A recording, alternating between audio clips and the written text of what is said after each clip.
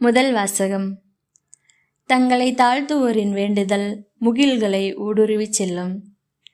சீராக்கின் ஞான நூலிலிருந்த வாசகம் 35வது அதிகாரம் 12-14 மற்றும் 16-18 முடிய உள்ள இறை வார்த்தைகள்.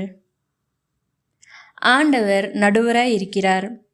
அவரிடம் ஒருதலை சார்பு என்பதே கிடையாது. அவர் ஏழைகளுக்கு எதிராய் எவரையும் ஒருதலை சார்பாய் ஏற்க மாட்டார். தீங்கிழைக்கப்பட்டோரின் மன்றாட்டை கேட்பார். கைவிடப்பட்டோரின் வேண்டுதலை புறக்கணியார்.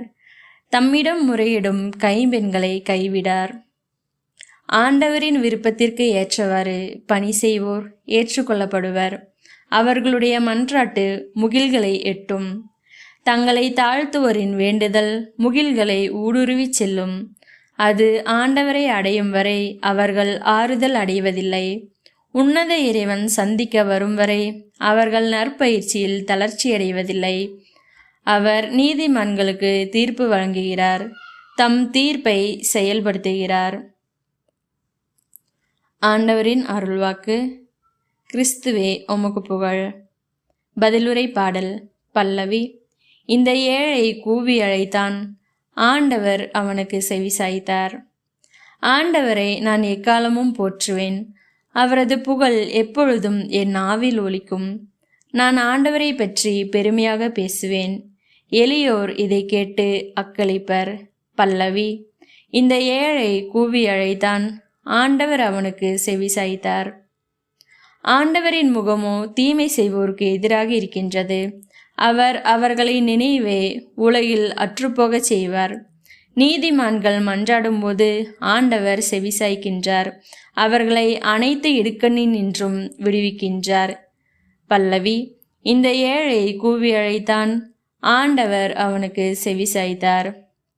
உடைந்த உள்ளத்தாருக்கு அருகில் ஆண்டவர் இருக்கின்றார். நைந்த நெஞ்சத்தாரை அவர் காப்பாற்றுகின்றார். ஆண்டவர் தம் ஊழியரின் உயிரை மீட்கின்றார். அவரிடம் அடைக்கலம் புகும் எவரும் தண்டனை அடையார். பல்லவி. இந்த ஏழை கூவி அழைத்தான். ஆண்டவர் அவனுக்கு செவிசாய்த்தார். இரண்டாம் வாசகம். எனக்கென வைக்கப்பட்டிருப்பது நேரிய வாழ்வுக்கான வெற்றி வாகையே. திருத்தூதர் பவுல் திமோத்தேயுவுக்கு எழுதிய 2ஆம் திருமுகத்திலிருந்து வாசகம். 4வது அதிகாரம் 6-8 மற்றும் 16-18 முடிய உள்ள இறை வார்த்தைகள். அன்பிற்குரியவரே, நான் இப்போதே என்னை பலியாக படைக்கின்றேன். நான் பிரிந்து செல்ல வேண்டிய நேரம் வந்துவிட்டது. நான் நல்லதொரு போராட்டத்தில் ஈடுபட்டேன். என் ஓட்டத்தை முடித்துவிட்டேன். விசுவாசத்தை காத்து கொண்டேன். இனி எனக்கென வைக்கப்பட்டிருப்பது நேரிய வாழ்வுக்கான வெற்றி வாகையே. அதை இறுதி நாளில் ஆண்டவர் எனக்கு தருவார். நீதியான அந்த நடுவர் எனக்கு மட்டுமல்ல, அவர் தோன்றுவார் என விரும்பி காத்திருக்கும் அனைவருக்குமே தருவார். நான் முதல் முறை வழக்காடிய போது எவரும் என் பக்கம் இருக்கவில்லை. எல்லாரும் என்னை விட்டு அகன்றனர். அக்குற்றம் அவர்களை சாராதிருப்பதாக. நான் அறிவித்த செய்தி நிறைவுற்று அனைத்து நாட்டவரும் அதனை கேட்க வேண்டுமென்று ஆண்டவர் என் பக்கம் நின்று எனக்கு வலுவூட்டினார். சிங்கத்தின் வாயிலிருந்தும் என்னை விடுவித்தார். தீங்கு அனைத்திலிருந்தும் அவர் என்னை விடுவித்து தம் விண்ணரசில் சேர்த்து எனக்கு மீட்பளிப்பார். அவருக்கே என்றென்றும் மாட்சி உரித்தாகுக. ஆமென். ஆண்டவரின் அருள்வாக்கு. கிறிஸ்துவே உமக்கு புகழ். நற்செய்தி வாசகம். பரிசேயர் அல்ல, வரி தண்டுவோரே கடவுளுக்கு ஏற்புடையவராகி வீடு திரும்பினார். லூக்கா எழுதிய தூய நற்செய்தியிலிருந்து வாசகம். 18வது அதிகாரம் 9-14 முடிய உள்ள இறை வார்த்தைகள். அக்காலத்தில் தாங்கள் நேர்மையானவர் என்று நம்பி மற்றவர்களை இகழ்ந்து ஒதுக்கும் சிலரை பார்த்து இயேசு இந்த உவமையை சொன்னார். இருவர் இறைவனிடம் வேண்ட கோவிலுக்கு சென்றனர்.